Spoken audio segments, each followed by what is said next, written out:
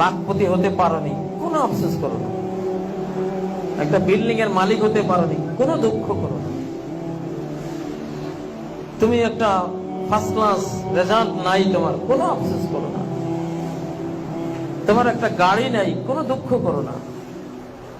একটা মোটরসাইকেল থাকলে সুন্দরে চলতে পারতাম, নাই, কোনো দুঃখ করো না। লিকাইলা তাসাউ আলা মা ফাতাকুম, যা ছুটে গেছে কখনো এর জন্য কোনো চিন্তাগ্রস্ত হইও না, হইলে লসে পড়বা।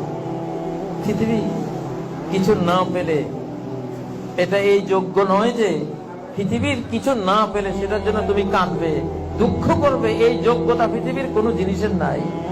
এত বড় মূল্য পৃথিবীর কোন জিনিসের নাই যে সেটা না পেলে তুমি দুঃখ করবে।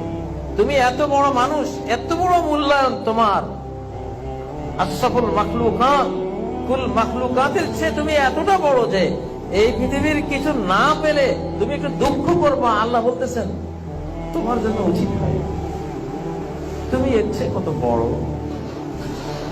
তুমি রিক্সা চালক হলেও মরলে 10 পৃথিবীর তুমি বাদশা, কমপক্ষে 10 পৃথিবী। সবার পরে যে জান্নাতে যাবে, সবার চেয়ে ছোট জান্নাতি যে, সেও 10 পৃথিবীর বাদশা। কি হারালে তুমি? এত বড় হয়ে 10 পৃথিবীর বাদশা হয়ে একটা বিল্ডিং এর জন্য কাঁদলে, আফসোস করলে, একটা মোটরসাইকেলের জন্য মনটা ভার, কেমন হলো? তোমার শানে এটা মানায় না। ওয়ালা তাফরাহু বিমা আতাকুম, পৃথিবীর কিছু পেলেও এর জন্য আনন্দিত হয়ে না। সারা পৃথিবীর বাদশা হলেও আনন্দের কিছু নেই। সারা পৃথিবীটা যদি মূল্যায়ন করা হয়, মূল্যায়ন করতে যদি দেয়া হয় ওই আল্লাহর কাছে, যিনি এই পৃথিবীর স্রষ্টা, পৃথিবীর কি মূল্য হতে পারে? পৃথিবীর এক একটা বালুকণা থেকে এক একটা সোনার পাহাড় পর্যন্ত যার সৃষ্টি, সে আল্লাহকে যদি মূল্যায়ন করতে দেয়া হয়, পৃথিবীর মূল্য কত আল্লাহ তাআলা আপনি জানান। নবীজির মাধ্যমে আল্লাহ জানিয়েছেন একটা মশার ডানার সমানও নয়। মশার ডানার কোনো মূল্য আছে? কোনো মূল্য নাই। মুসলিমরা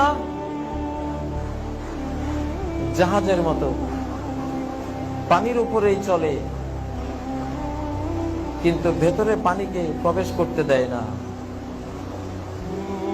আমরা দুনিয়ার উপরে চলব, দুনিয়ার ব্যবসা বাণিজ্য, দুনিয়ার সকল পাওয়ার নিয়ে চলব, কিন্তু দুনিয়াটা অন্তরের ভেতরে ঢুকতে দেব না, মোহগ্রস্ত হব না, দুনিয়ার জন্য পাগল পারা হব না।